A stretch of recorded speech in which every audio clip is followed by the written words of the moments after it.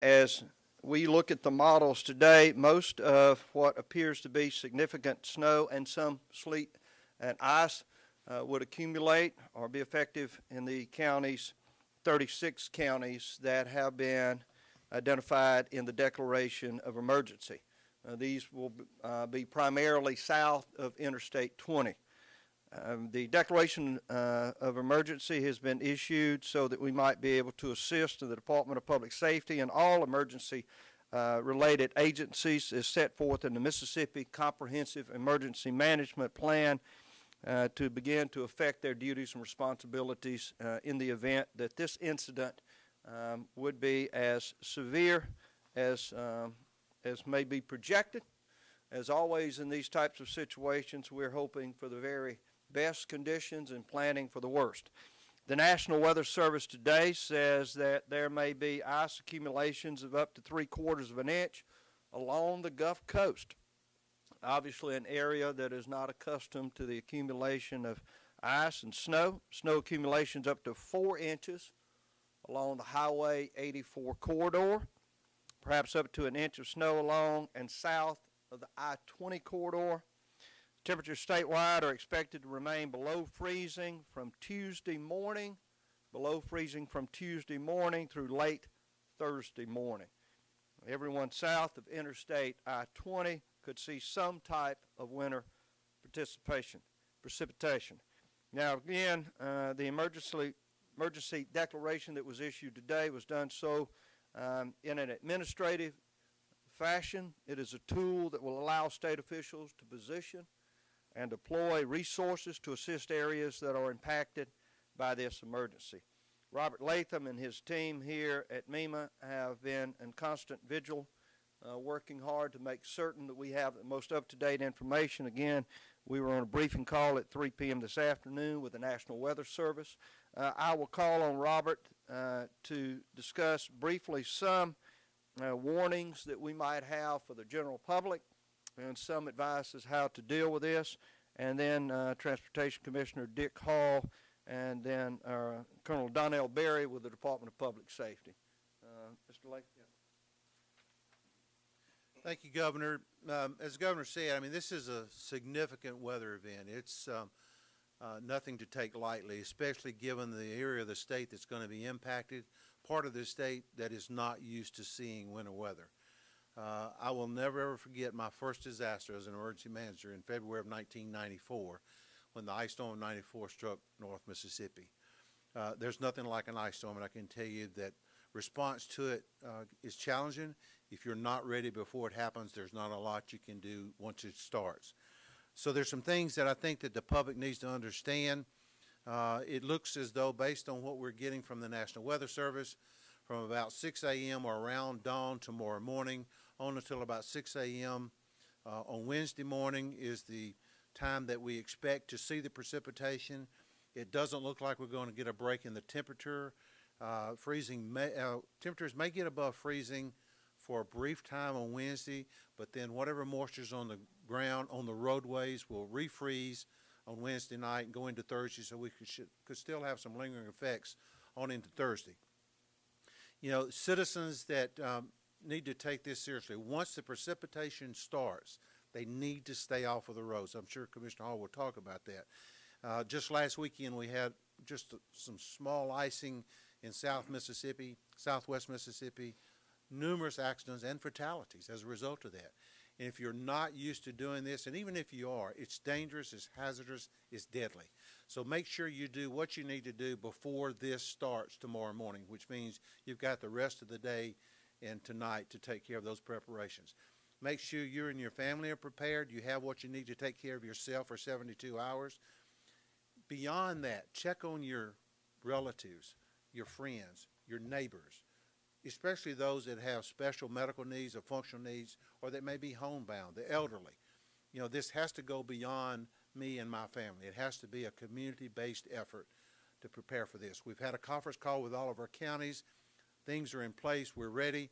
But it's ultimately what the citizens do with the information we give them that's going to save their life. And this is really a serious situation. Make sure that you have the phone number of local officials get the latest up from them on what the school closings are, as well as the precautions you need to take. Should shelters need to be opened as a result of significant power outages? We're looking at a part of the state has a large number of pine trees. I can tell you when ice accumulates on pine trees, limbs will break, trees will fall, power will be out. So you just need to understand this is a serious condition. I'm really concerned about those, especially those that are on fixed income, that, you know, we're at the end of the month, they've spent, you know, their allocation on fuel and those things that they need in severe weather, especially cold weather. Look out after them, because those are the ones that we need to be concerned about. Having said that, I'll turn over now to Commissioner Dick Hall to talk about Department of Transportation and the things that they're doing. Commissioner Hall. Thank you, Mr. Latham. But as Robert correctly said, if you're not prepared, you're never going to catch up in an event like this. So we're out here right now. We're fueling trucks and getting our snow plows and loading salt spreaders and so forth. In fact, as we speak, we're out pre-treating bridges with a salt brine, or in some cases liquid magnesium. If the ice even accumulates because of that, then we'll be out there with a mix of sand and more salt, whatever it takes to get it. We're out there ahead of this. We've already done for the local folks here, we've already done the stack.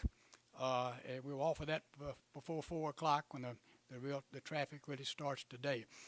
I guess I want to emphasize, and by the way, you folks on the Gulf Coast, we used up most of our material down there last weekend when we had this event.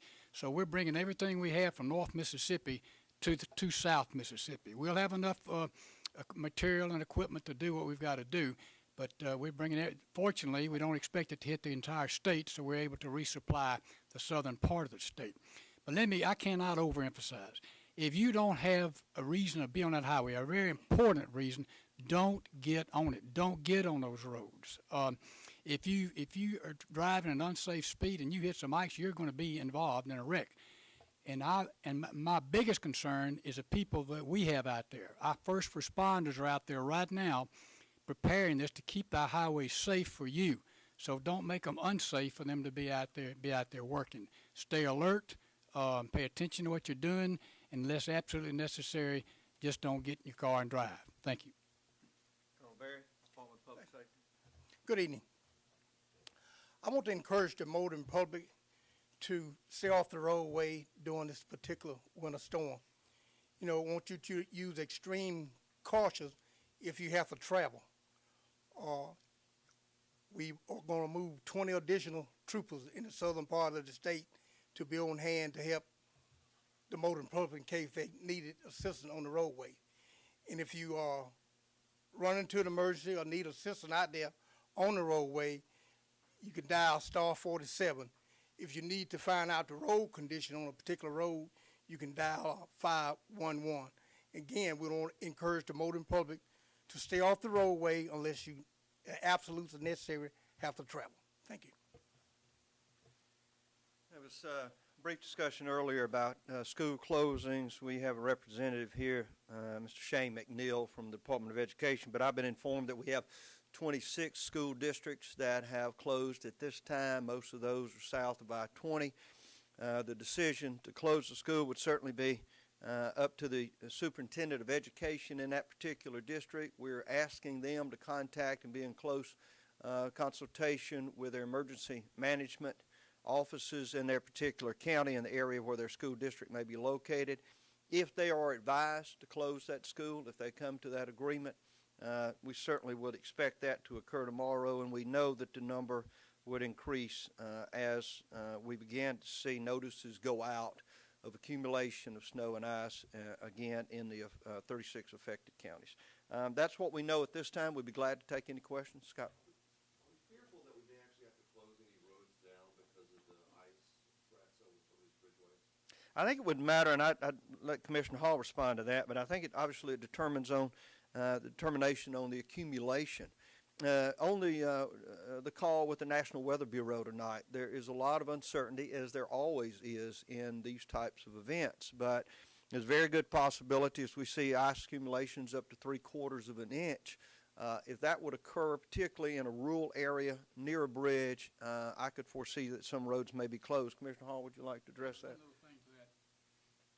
That's a good point, and I would call on the public, if you see a bridge, and that's where the problem's gonna be, the bridges.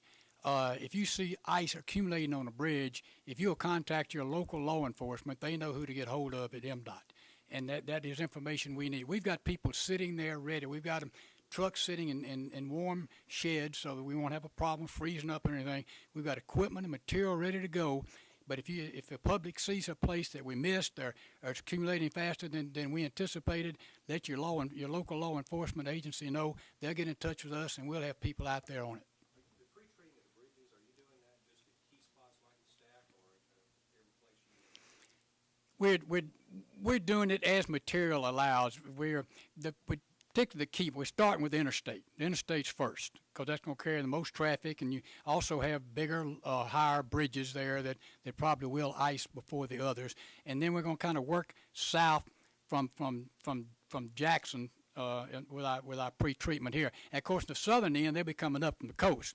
But here, as the governor said, we're expecting everything south of I-20, so the forces in the Jackson area are going to start moving to the south as the southern portion comes up to meet it. So we'll have it all covered. I'm sure we're going to cover places that don't need it, but we'd rather do that, and as I say, rather safe than sorry. What's the trigger for shelters? Someone who can answer that question about when we start looking at opening shelters if you get power outages, which apparently with ice accumulations, we stand a good chance of happening. Yeah, Scott, that's a good question. And on our call today with the counties, and this is one thing that I've pushed for a long time, working in the Department of Human Services, because they're the actual lead in the state for sheltering with the support of the Red Cross as well as other faith-based organizations. But there are also churches that open shelters, those that we don't control.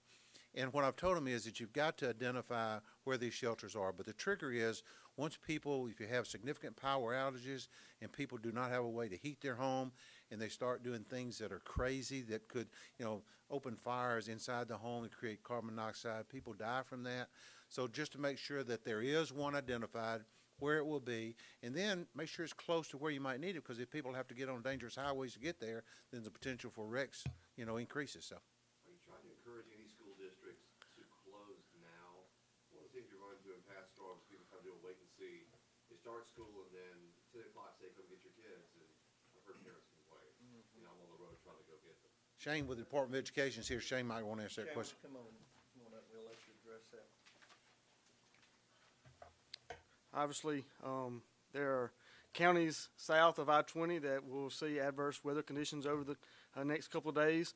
We just encourage all of those superintendents that are in those areas to consult with their local emergency management directors to make those decisions based on the conditions that will be in that specific county. Are you encouraging any central district areas to go ahead and maybe think about closing now just to allow parents a chance to plan? We just encourage all of the local school district personnel as well as the emergency management directors and others to consult with each other to make the best decision. Thank you. Hall, how effective will the pre-treating be since we're going to have this extended period of time from Tuesday to Thursday with these below freezing temperatures? We think it's going to be very effective. Some of this material, like the liquid magnesium, is expensive. We don't have that much of it. But we've got enough that we think that we'll be able to do this. But we don't know it. As the governor said, we really don't know what's going to happen. So if it's worse than some think, then yeah, we'll have to get back out there and prepared to do that with sand, with salt, with whatever we have to. With this pre-treatment, we're trying to get ahead of it. If it gets worse than anticipated, then we'd be back out there with more solid material whatever we have to have. And that's why the public would be very helpful to let us know where those spots might be. Robert, I know we've had some ice events in South Mississippi over the years, but we already had one this winter last week all the way to the coast, and now we've got another one that looks like it's going to be in the same area. Can you think of another winter when we've had like 2 events? It sounds like it's unprecedented. We did some research trying to figure out when the last ice storm in South Mississippi. We couldn't find one, other than the little bit of icing on the roadways last week. I mean, I can tell you, after being through an ice storm, the governor saw what happened in the Delta in 1994. It's one of the more horrific incidents I've ever seen in my life compared to many, because you just don't see it coming. It sneaks up on you. And kind of follow up on Scott's question, talk about, closing the schools and stuff. I can tell you that one of the things that happens in this state now that used to not happen is when something look like it's going as far as weather, whatever, you have this group of a unified command, we call it at the local level as well as the state, that are talking already. The EMA directors we talked to have already talked to their school districts. I talked to the Forest County EMA director about 7 o'clock this morning. He'd already talked to his school, and they'd already made a decision to make the closing. So these kind of things are happening, and I think what school superintendent, Shane, not to take away from what you said, but, you know, the primary concern for them is not the way we can get school open, is how safe is the roads when the buses get on the roads to getting kids to school.